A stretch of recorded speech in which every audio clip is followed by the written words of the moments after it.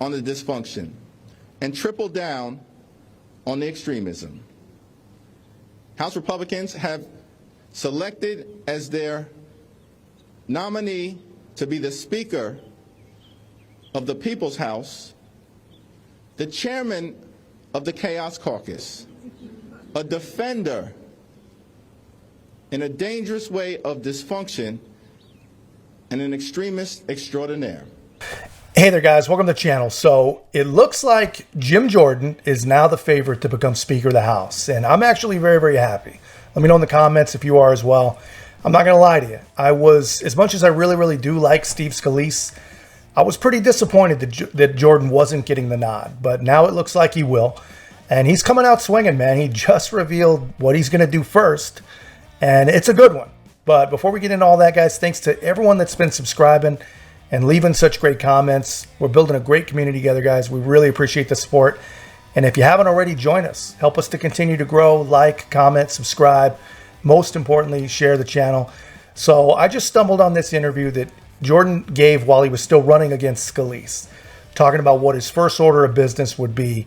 So let's take a look at that, see what's really on his mind. People, we're fighting for the things they care about that will make a difference for our great country. As Speaker of the House, what would be your direction in the face of war in the Middle East right now? We are looking at a candidate, yourself and Steve Scalise, vying for the job. You know, President Trump has endorsed you. He wrote on Truth Social over the weekend that he would like to see you as Speaker of the House. But tell me what your first directive would be as Speaker.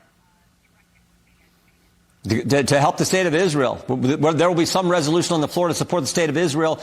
We will consult with Chairman McCall. We will consult with the Senate. We'll work with the State Department and the White House. But that is something that I think gets bipartisan, bicameral, full support from the United States government, because again, this is our great friend and great ally, the state of Israel. So I think that's front and center. And then, frankly, the next order of business is to deal with what's coming on November 17th.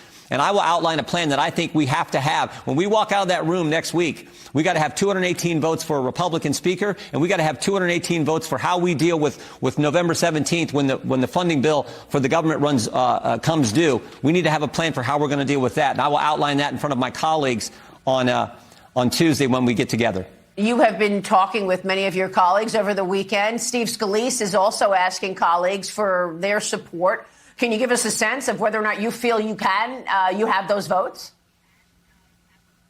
We've got amazing feedback and incredible.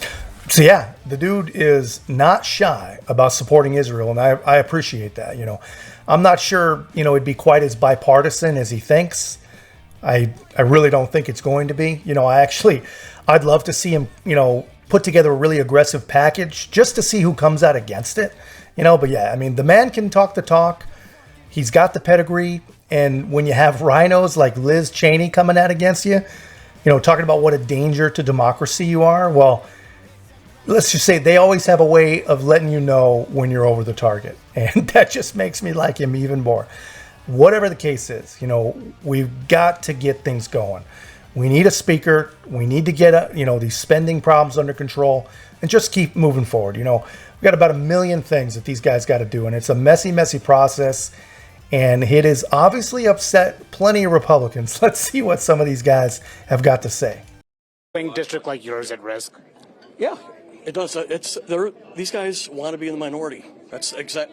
I think they would prefer that because they can just vote no and yell and scream all the time.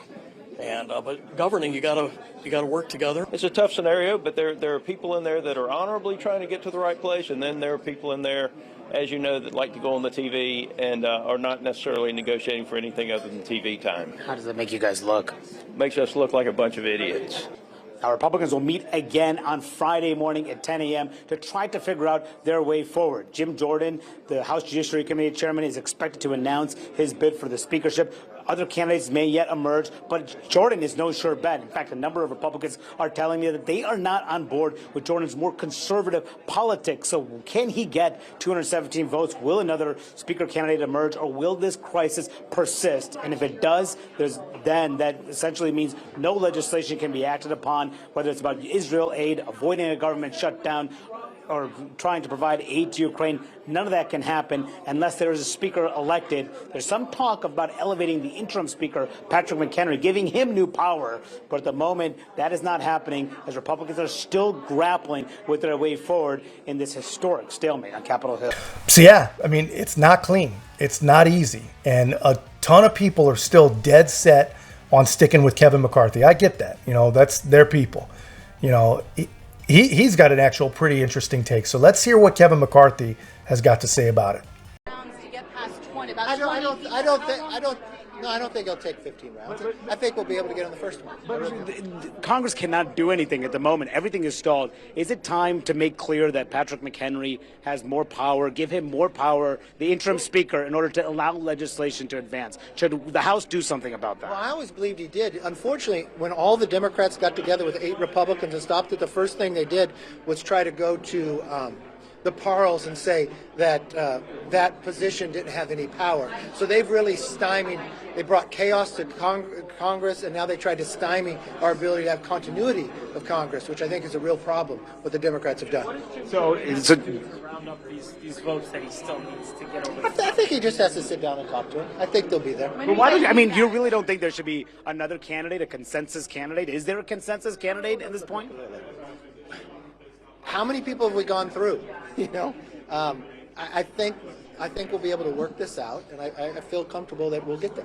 How do you think this reflects on the GOP right now, this whole episode? It's terrible. If you think from a GOP perspective, 8 Republicans led by Gates worked with every single Democrat. That's Swalwell, that's Schiff, that's Omar, that's Tlaib, that's to bring chaos with the whole concept of being upset because we paid our troops. Our troops got paid today.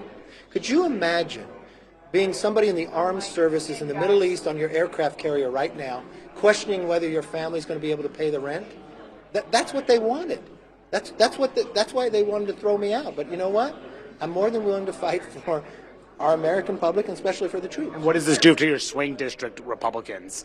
All of this, what does it do to the 18 members from Biden districts? Well, that all the Democrats voted to try to bring chaos? So yeah, it's pretty messy stuff. And obviously, these guys, they've got some pretty serious issues. And what I think honestly is going on, what I think is going to be their biggest hurdle, especially when it comes to the fundraising aspect, is what to do with Ukraine and the war in Ukraine. Because Jim Jordan, he's been pretty vocal about the fact that he's not going to support any more blank check resolutions for Ukraine. Well, let's talk a little bit about aid for Ukraine, because there are a number of conservatives who say in your conference that they will sink any candidate for speaker who does support aid for Ukraine. So where are you on that? I've been clear all along. Why should we be sending American tax dollars to Ukraine when we don't even know what the goal is? No one can tell me what the objective is. Is it some kind of negotiated peace? Is it driving them out of the eastern Ukraine? Is it driving them out of Crimea, which they've had for 10 years now, or they took during the Obama administration? What is the objective? And so until you can tell me the goal, I don't think we should continue to send money there, particularly when we have the problems we have on our border. So that's fundamental. I just think that's front and center. And then second, how is the money that's already been sent, how has it been spent? Right. What kind of waste is going? Those are 2 fundamental questions that I think the American taxpayers want to know the answers to before they send any more of their hard-earned money there. Particularly, you're sending money there to protect Ukraine's border when we got the situation we have on our border. So those are the fundamental questions that we should get answered before we even think about sending more money. So yeah, honestly, I think this is going to be probably their main issue. This is going to be the thing to watch, because obviously, most of the Republican Party, they're no longer conservative. They may pretend to be conservative. They talk the talk when they're asking for money and asking for votes, but they're not. They're neocons. And they and their donors, they're all in on Ukraine. So I don't know. What do you guys think they're going to do moving forward?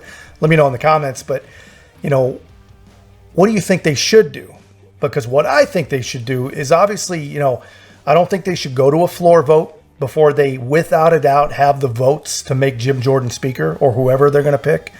I also think that moving forward with their votes, they need to be open door. No more of these secret ballots. I think that the American people deserve to know, how their congressman is voting or congresswoman, and why they're voting that way. And really, if they do that, maybe public pressure can probably get this thing done in a timely manner. I don't know. And maybe Jordan won't have to make too many deals to get it all done. But anyway, it's a messy deal, but I'm excited. I think that it can actually be very, very good. This dude, he's a bulldog. The dude is a bulldog. But anyway, guys, that's just my take. Let me know yours in the comments. And please don't forget to like, comment, subscribe. Most importantly, share the channel. We'll see you in the next one.